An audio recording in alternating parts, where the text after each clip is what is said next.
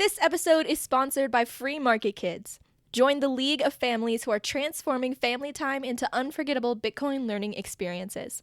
With our HODL Up Bitcoin mining board game, you're not just playing, you're building bridges, creating memories, and unlocking the brilliance of the future one block at a time. Hi, everyone. Welcome to Orange Hatter. Today you're listening to a conversation I had with Aida. Hi, Aida. Hi. Thank you so much for joining us on Orange Hatter and for your willingness to share your Bitcoin story with us. So, to get us started, would you mind telling us a little bit about your background? Yes. Thank you for inviting me. It's a pleasure to be here. This is my first podcast. So thank you for the opportunity. My background, my Bitcoin background, I started like many other people with a friend, a good friend of mine that I haven't talked to him in decades. We start talking and we start talking about books and economics and things like that. And then he mentioned Bitcoin and Sailor. But before that, we talk a lot about economics, which is always a good way to enter in Bitcoin and understand Bitcoin. So through many economic conversations and me understanding what is the current economy, how it works, what are the concepts and stuff like that, it makes me understand Bitcoin a little bit. And then I started going through the rabbit hole completely, reading books, the Bitcoin Standard, other books about Bitcoin and economics. I started very skeptical. So I didn't go and buy it immediately. I was like, yeah, that sounds beautiful. That sounds good. But let me check first. And then I started checking and this. And then I started looking for the community and the comments and all of that.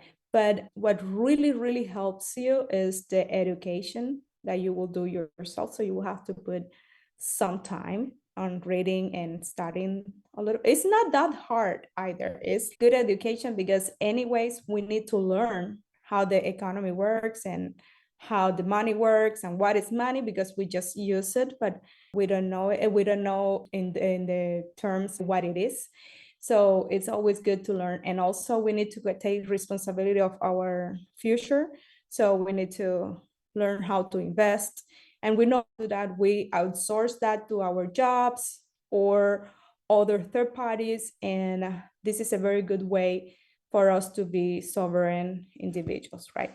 So that's something that I was kind of thinking. And I started looking into stocks and things like that, looking for something that helped me grow my finances, right?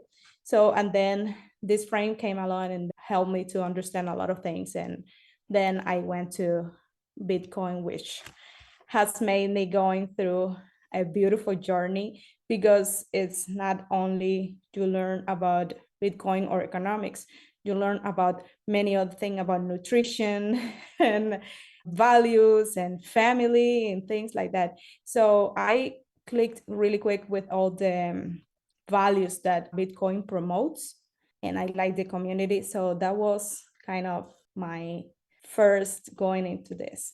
And then I put a lot of time reading and listening podcasts and YouTube videos and stuff like that. And then I started looking locally in my community what was there about Bitcoin and other people that believe in this and know about this topic and things like that. So I normally did that as part of my job or my professional career. So I normally go to meetups and meet people, network with people that are the same background that I am to try to keep up to date on the technology. I work on the technology sector. So that is a very, very challenging field to be in because every single day is growing. Every single day is a new thing that we have to study and we have to apply. Now with AI, it's crazy. Like everything we will have to learn. Meetups are good ways to try to keep you up to date. And then I started looking into that and I'm in the Atlanta area and I found this group, Atlanta BitDevs.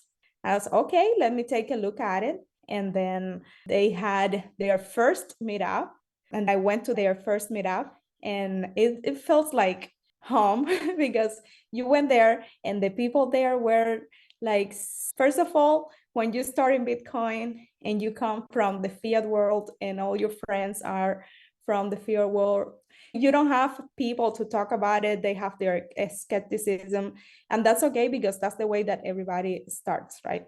And maybe they are not interested or things like that. And then you find this group with your same interest where you don't sound like crazy person. So that was great. And in Atlanta, we have a group that is for non-technical people where you can go and learn about Bitcoin. But we talk not very technical topics. We discuss books. For example, we do like a book club. So we have discussed multiple books like the Bitcoin Standard to the Block Side World, 21 Lessons on Bitcoin, and some others topics that we have. And we have an update in economics and what is going on around Bitcoin. So that's very, very helpful in a sense to have a community. And this community is so diverse. You have people from many, many, many backgrounds, and they will help you. If you don't understand, they will help you. And then you will keep up to date with everything that is happening on the space.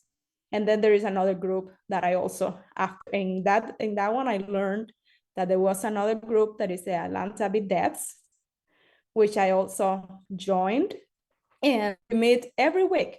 Every other week is 1 week is Atlanta Plebs and the other one is Atlanta BitDevs. So we alternate, and in the Atlanta BitDevs, you will learn the more technical topics, even the non-technical people. The community has been so close that even the non-technical people have started going to the technical stuff. Even if you don't understand everything, the guys there will help you to understand and explain it in a different ways that you will understand or kind of have an idea what is going on. And also we have done, even on the weekends, we have done different activities like practical workshops to do practical things, because it's not the same when you read something, when you listen to something, that when you put your hands on and do it yourself. Like, for example, we have people in our community now running nodes, and they brought their nodes, or somebody in the group was selling the node and then they bought it and configured their node right there with other team members teaching. So, and that kind of teamwork is really, really nice to have. And you don't have to pay, because that's other thing. So you find a lot of resources online and everything, but sometimes you have to pay, or in person and things like that, you have also to pay. And in this case, it's just us learning together and helping each other. So that's been very, very helpful for me on my learning journey also. Yeah, you are so lucky to be so close to those two groups. What a blessing. If we can go back to that first moment when your friend was telling you about economics, which eventually led you down the Bitcoin rabbit hole, you said you became intrigued. Do you remember specifically what about the economics that he was talking to you about that made you think, maybe I should look into Bitcoin? Yes, I was kind of ignorant on the economic, or very ignorant on the economic field, because I come from the tech field. So we like the coding things and requirements done, and let's get these features and capabilities for the system and this and that. But then we don't see the end. We have the billing processes and things like that that you charge for your software and things that you build, but you don't worry about what is happening and what is the machine that runs the whole world, that is, and how the money works. So in that case, and even when we work in finances, we don't know everything about money. And even sometimes you don't stop to think, what is money and what is the money do to our lives, and how it's created, and how other people uses it. And also, I am from Cuba, so I had a little bit of background or of how hard is to not have an economy, or not, or you don't even think about it because it's so the situation is so bad that at some point you don't even care about that anymore, because there is like no crisis, no temporary crisis. It's a complete, the full year crisis that you have in your country. Your money is not valuable at all. So it kinds of that ignorance and my curiosity, basically, to your question, I think it was my curiosity and my desire to learn and to know more and to help others, because if I know more, I can help others also to learn. And this interest for me to grow my finances. Yeah, that was kind of when I was realizing. I said, well, many people are making so much money. How can I join into this train? How can I do it? How can I help others to make more money? And how is it happening? That's why I jump into the stock market and try to start exploring. And then that's when I started talking to him about this investing and things like that. And he kind of explained. And then all the conversations around money and first principles and things like that to help me understand what money is and how it works. That's great. I was just wondering if you could give us a little bit more details, like paint a picture for us what it's like to live in a country where crisis is constant and not a temporary thing. Yes.